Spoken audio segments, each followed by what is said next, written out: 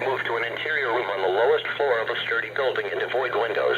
If outdoors or in a mobile home or vehicle, move to the closest substantial shelter and protect yourself from flying debris.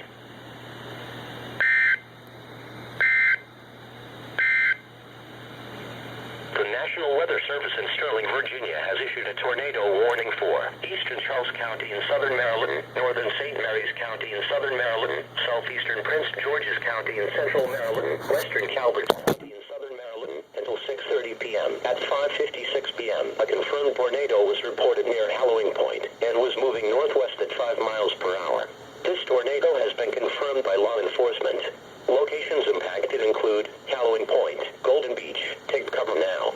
Move to an interior room on the lowest floor of a sturdy building and avoid windows.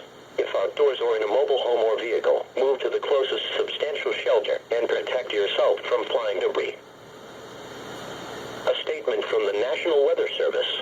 Into early this evening.